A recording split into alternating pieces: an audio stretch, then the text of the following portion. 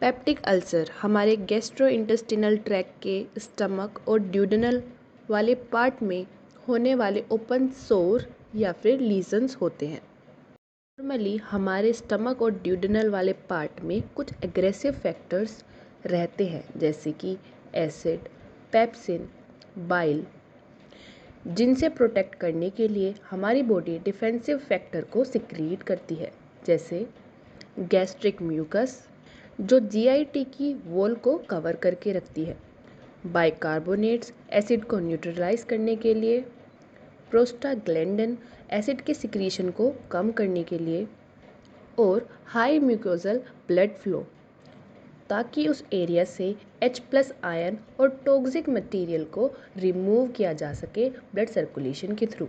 Normally aggressive और defensive factor के बीच balance maintain रहता है। पेप्टिक अल्सर हेलिकोबैक्टर पाइलोरी के वजह से भी हो सकता है, जो कि एक माइक्रोब है जो स्टमक के अंदर सर्वाइव कर सकता है अपने एंजाइम्स की वजह से। H. पाइलोरी स्टमक की वॉल से अटैच हो जाता है और लीजन क्रिएट करता है। तो चलिए सबसे पहले HCl सिक्रीशन के मैकेनिज्म को समझते हैं। जब हम फूड इनटेक करते हैं तो हमारे ब्रेन को सिग्नल जाता है। वो सिग्नल वैगस नर्व के थ्रू हमारे जीआईटी को मिलता है और ACH के सिक्रीशन की वजह से हमारे एंटेरिक नर्वस सिस्टम को स्टिमुलेशन मिल जाती है। एंटेरिक नर्वस सिस्टम के गैंग्लियोनिक सेल से ACH का रिलीज़ होता है और वो गैस्ट्रिन और हिस्टामिन के रिलीज़ को स्टिमुलेट करता है। एसिटाइल कोलिन, गैस्ट्रिन और हिस्टामिन तीनों पैराइटल सेल को स्टिमुलेट करते हैं। पैराइटल सेल HCl के सिक्रीशन को प्रमोट करता है। पैराइटल सेल के ऊपर हिस्टामिन के लिए H2 रिसेप्टर्स होते हैं, वहीं गैस्ट्रिन के लिए G रिसेप्टर्स होते हैं और एसिटाइल कोलिन के लिए M3 यानी मस्करेनिक रिसेप्टर्स होते हैं।